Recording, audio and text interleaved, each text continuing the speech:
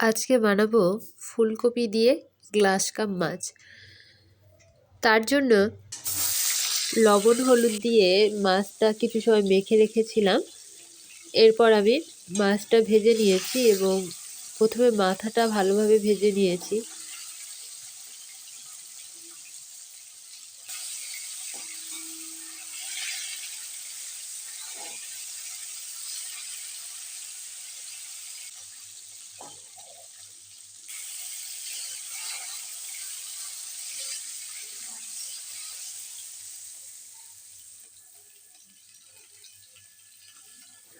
মাথাটা ভাজা হয়ে গেছে। এরপর আমি বাকি যে মাছ আছে সেই মাছগুলোও ভেজে নেব।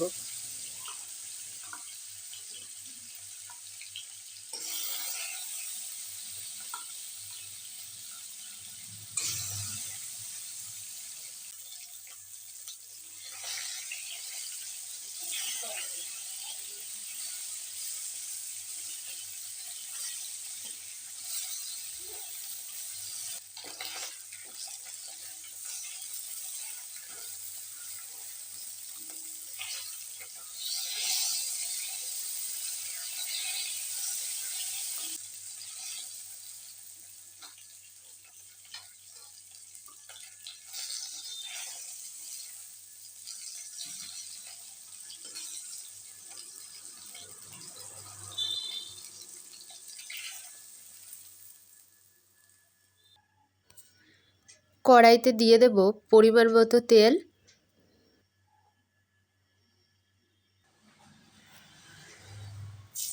এরপর দিয়ে দেব পেঁয়াজ কুচি,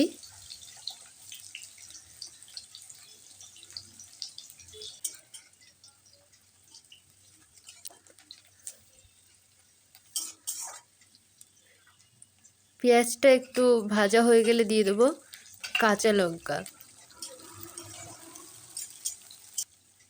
এরপর গোটা জিরে। এগুলো একটু ভাজা হয়ে গেলে দিয়ে দিয়েছি থেতো করে রাখা রসুন,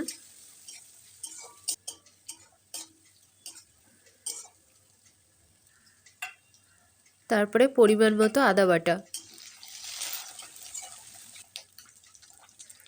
সব মশলা ভাজা হয়ে গেলে এরপর দিয়েছি ফুলকপিগুলো।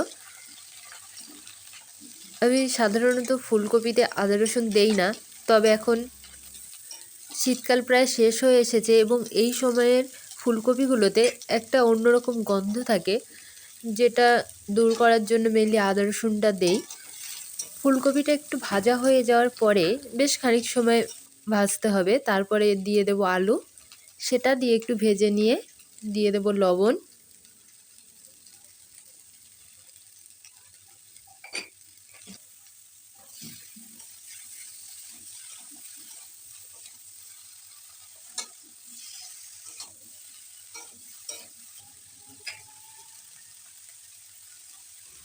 লবণ দিয়ে ফুলকপিটা ভালোভাবে ভেজে নেওয়ার পর পরিমাণ মতো দিয়ে দেব হলুদ, দিয়ে আরও খানিক সময় ভেজে নিতে হবে।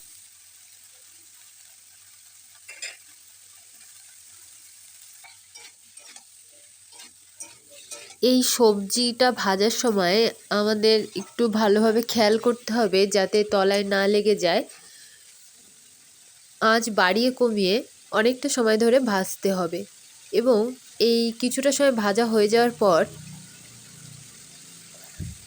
আমি একটু জল দিয়ে দিয়েছিলাম, দিয়ে সবজিটাকে কষিয়ে নিয়েছি।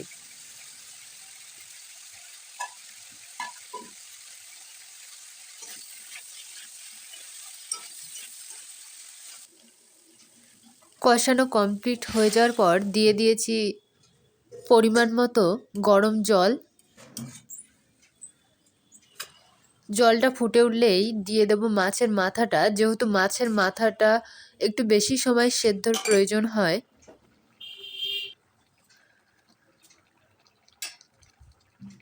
মাথাটা দিয়ে কিছু সময় ফুটিয়ে নিয়ে তারপরে দিয়ে দেব বাকি যে মাছগুলো ছিল সেই মাছগুলো। এই মাছগুলো দিয়ে দেওয়ার পর বেশ ভালোভাবে ফুটিয়ে নিতে হবে।